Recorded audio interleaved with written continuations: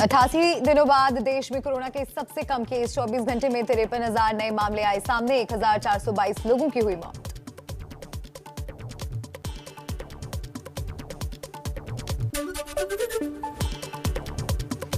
देश में वैक्सीनेशन पर आज से बड़ा अभियान। पूरे देश में आज केंद्र सरकार की तरफ से फ्री लगवाई जाएगी कोरोना वैक्सीन। केंद्र वैक्सीन उत्पादन का 75% हिस्सा खरीद कर राज्यों को मुफ्त देगी। 25% वैक्सीन प्राइवेट अस्पताल ले सकते हैं।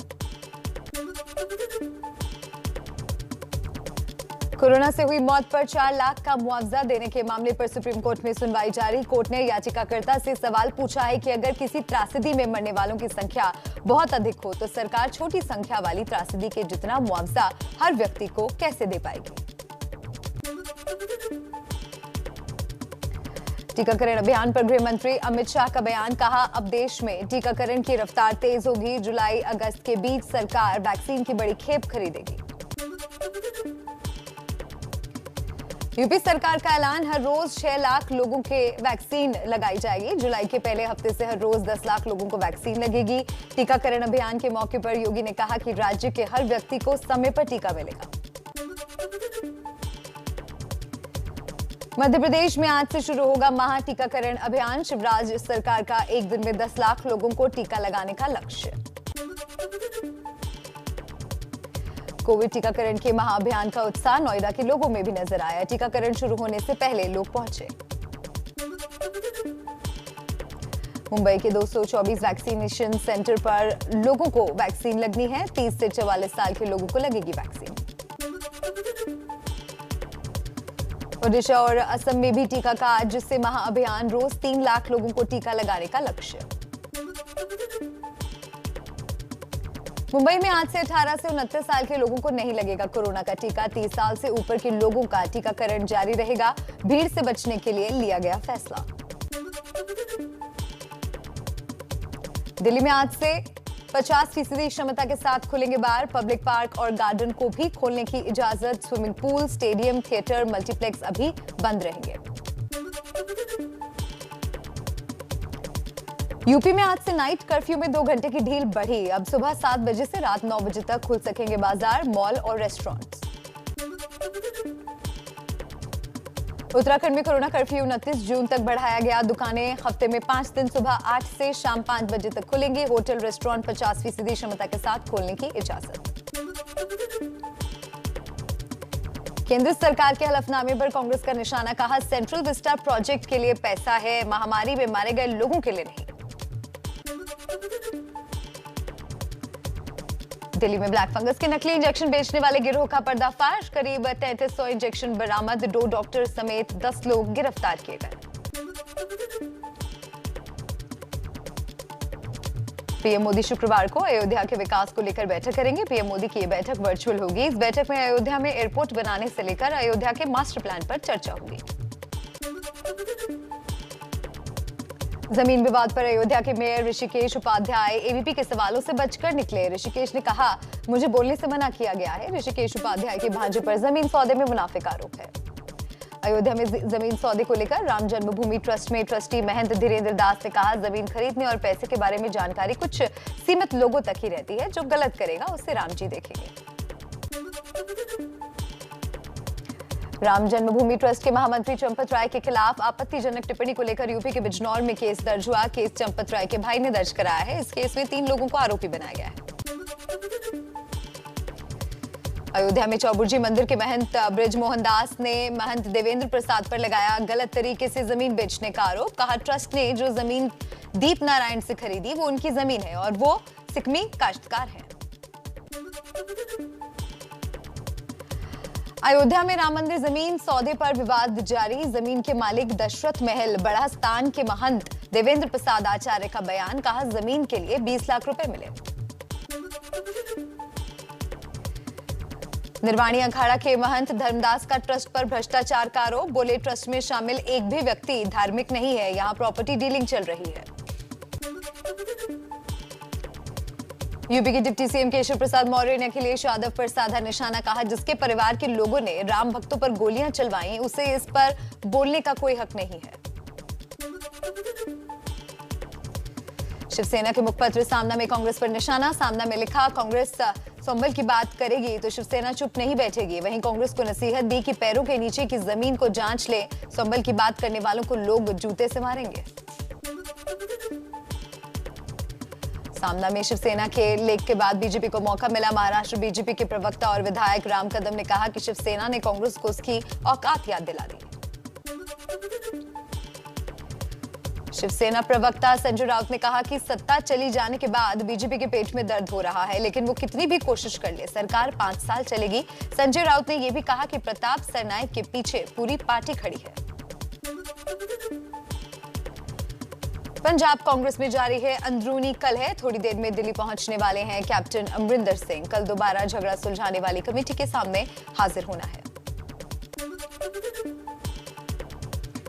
दिल्ली के सीएम अरविंद केजरीवाल विधानसभा चुनाव की तैयारियों का जायजा लेने आज पंजाब जाएंगे। अमृतसर के स्वर्ण मंदिर में मत्था टेकेंगे। पंजाब के पूर्व आईपीएस के आम आदमी पार्टी में शामिल होने की संभावना। आज अंतर्राष्ट्रीय योग दिवस पर प्रधानमंत्री नरेंद्र मोदी ने देश को संबोधित किया। इस बार योग दिवस की थीम है सेहत के लिए योग। अंतर्राष्ट्रीय योग दिवस पर संबोधन में मोदी ने बताया योग का महत्व। कहा, कोरोना काल में दुनिया भर में योग का महत्व बढ़ा, लाखों लोगों ने योग को अपनाया।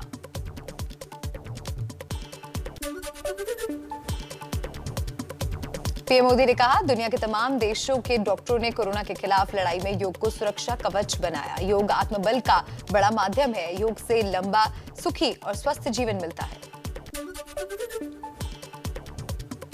योग को लेकर कांग्रेस सांसद अभिषेक मनु सिंघवी का विवादित बयान। अभिषेक मनु सिंघवी ने कहा कि ओम के उच्चारण से योग ज्यादा शक्तिशाली नहीं हो जाएगा। सिंघवी ने यह भी कहा कि अल्लाह कहने से योग की शक्ति कम नहीं होगी।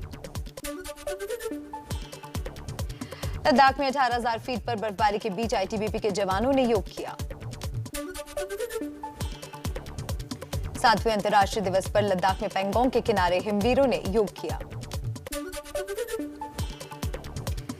देश की रक्षा में गलवान घाटी में तैनात आईटीबीपी के शूरवीरों ने भी योग दिवस पर योग किया।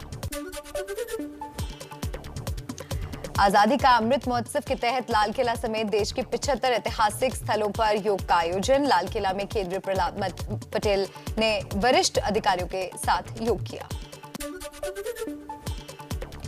सड़क परिवहन मंत्री नितिन गडकरी ने नागपुर में योग दिवस पर योग किया। केंद्रीय स्वास्थ्य मंत्री डॉक्टर हर्षवर्धन ने महाराजा अग्रसेन पार्क पर योग किया। अंतर्राष्ट्रीय योग दिवस पर मुंबई के चरनी इलाके में मुस्लिम महिलाओं ने भी बड़ी संख्या में योग अभ्यास किया। हरियाणा के मुख्यमंत्री मनोहर लाल खट्टर ने चंडीगढ़ में योग दिवस पर सुबह सुबह योग किया।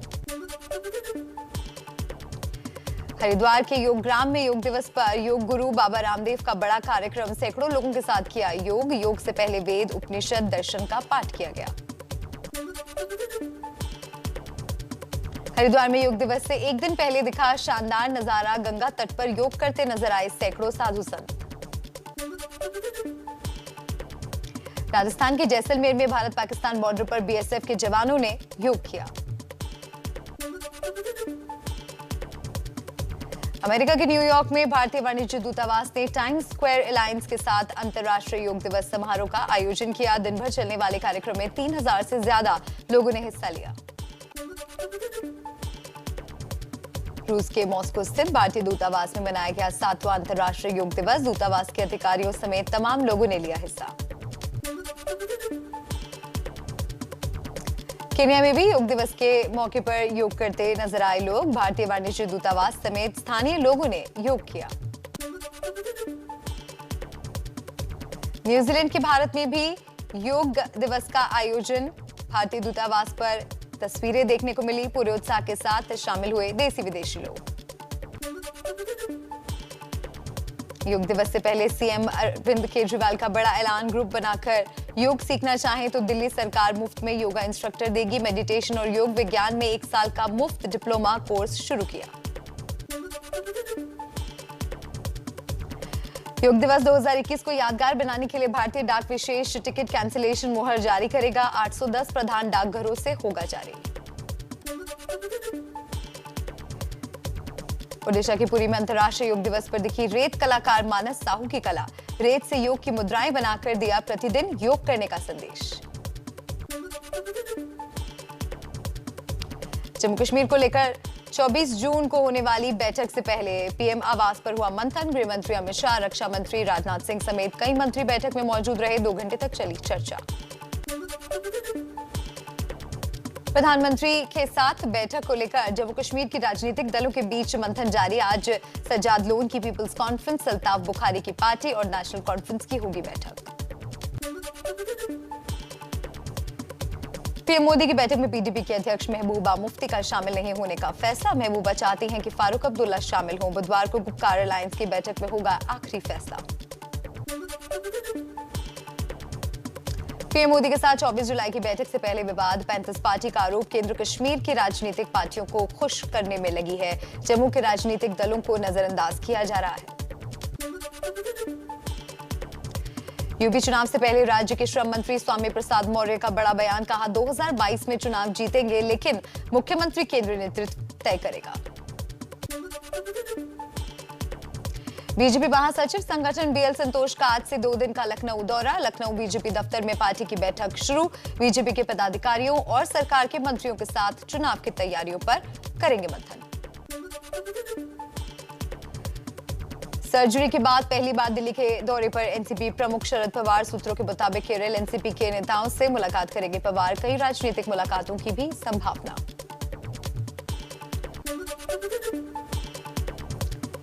शिवसेना विधायक प्रताप सरनाईक ने सीएम उद्धव ठाकरे को लिखी चिट्ठी। कहा बीजेपी से दोबारा गठबंधन पर करें विचार। कांग्रेस एनसीपी पर शिवसेना कार्यकर्ताओं को तोड़ने का लगाया आरोप। प्रताप सरनाईक की चिट्ठी पर शिवसेना के नेता संजय राउत का बयान। कहा उनके पत्र में महाविकास आघाड़ी के विधायकों को जानबूझकर परेशान करने की बात भी लिखी है। यह अहम है कि परेशान करने वाले लोग कौन हैं। उद्धव ठाकरे के बयान पर नाना पटोले का बोलने से इनकार। कहा उद्धव जी चप्पल वाली बात किसको बोल रहे थे, इसका स्पष्टीकरण अभी नहीं आया है, इसीलिए कुछ कहना ठीक नहीं है। केंद्र में मंत्रिमंडल विस्तार की अटकलों के बीच दिल्ली आ रहे हैं बिहार के सीएम नीतीश कुमार। कल से 2 दिनों का दौरा। अभी पीएम मोदी से मुलाकात का कोई समय तय नहीं। चाचा की बगावत के बाद चिराग का शक्ति प्रदर्शन। राष्ट्रीय कार्यकारिणी की बैठक में 90% सदस्यों की मौजूदगी का दावा। 5 जुलाई को पासवान की जयंती पर आशीर्वाद यात्रा शुरू करने का ऐलान। पशुपति पारस ने चिराग पर लगाए तेजस्वी यादव से सेटिंग के आरोप। चिराग को एलजेपी का अध्यक्ष बनाने के रामविलास पासवान के फैसले पर भी उठाए सवाल।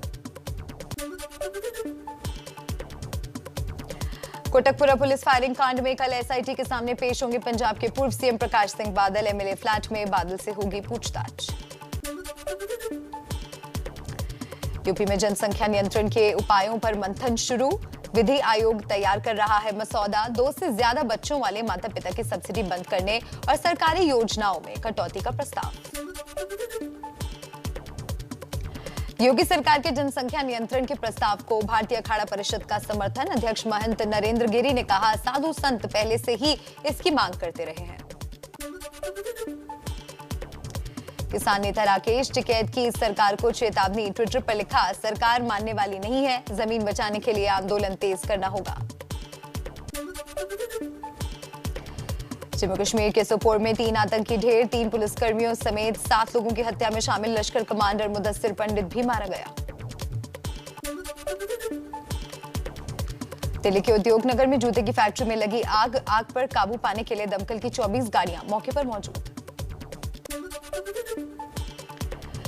तमिलनाडु के शिवकाशी में पटाखा फैक्ट्री में विस्फोट हुआ। हादसे में 2 लोगों की मौत। फैक्ट्री में राहत और बचाव में लगी टीम। दिल्ली के जफरपुर इलाके में मुठभेड़ के दौरान पुलिस ने नंदू गैंग के 4 शूटरों को किया गिरफ्तार। मुठभेड़ में 3 शूटर घायल हुए। एक व्यापारी की हत्या की साजिश रच रहा था गैंग। पश्चिम बंगाल के भाटपारा में गोली चलने का मामला। हमले में एक पुलिसकर्मी घायल हुआ। पुलिस ने 4 लोगों को हिरासत में लिया। बिहार में हाजीपुर के गौरेल इलाके में सवारी ढोने वाली गाड़ी पर एम्बुलेंस लिखवाकर विधायक ने कर दिया उद्घाटन। अंदर सवारी गाड़ी का था इंतजाम। मामला उजागर होने के बाद फजीहत के डर से जेडीयू विधायक सिद्धार्थ पटेल भागे।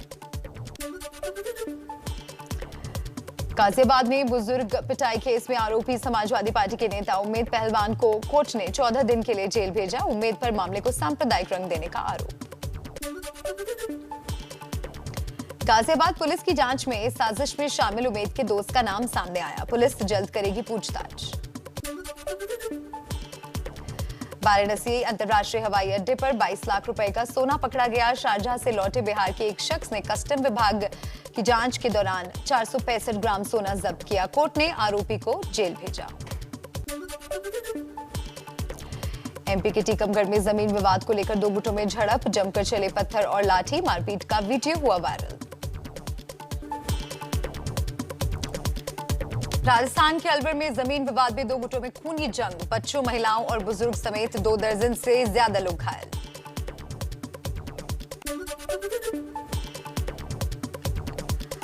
ओसामा बिन लादेन पर पाकिस्तान का दोगलापन फिर आया सामने। पाकिस्तान के विदेश मंत्री शाह महमूद कुरैशी ने टीवी इंटरव्यू में नहीं दिया इस सवाल का जवाब कि लादेन आतंकी था या शहीद।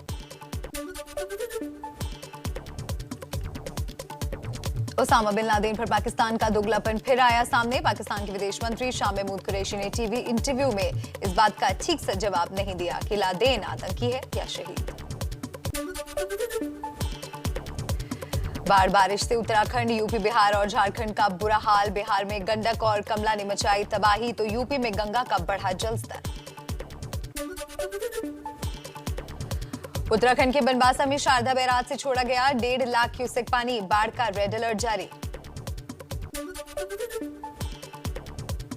यूपी के पीलीभीत में शारदा नदी में आई बाढ़ से तबाही। कई गांवों में घुसा पानी। शारदा नदी के बहाव में फंसे 9 लोगों का किया गया रेस्क्यू। यूपी के सुल्तानपुर में मजई नदी पर बना शाही पुल टूटा। लाखों की आबादी के लिए आने जाने का रास्ता बंद हुआ। बिहार के गोपालगंज में गंडक नदी ने मचाई तबाही। सैकड़ों गांवों में घुसा बाढ़ का पानी। सरकार से मदद की गुहार लगा रहे हैं लोग। पूर्वी चंपारण के सुगौली में गंडक नदी के बाढ़ का तांडव। थाना परिसर में भरा पानी। पुलिस वालों ने प्राइवेट स्कूल में ली शरण। वहीं चल रहा है थाना। उत्तराखंड के पिथौरागढ़ में सेराघाट के पास पहाड़ का हिस्सा गिरा। पिछले 15 घंटे से सड़क बंद होने से लोग फंसे। पिथौरागढ़ जनपद का संपर्क भी कट चुका है।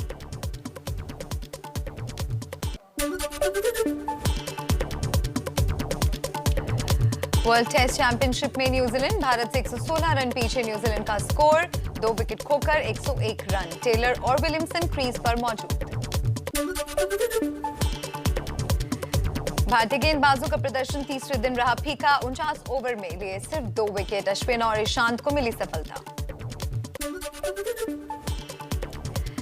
तीसरे दिन पहली पारी में टीम इंडिया 217 रन पर ऑल आउट। सबसे ज्यादा 49 रन रहाणे ने बनाए और 44 रन विराट ने।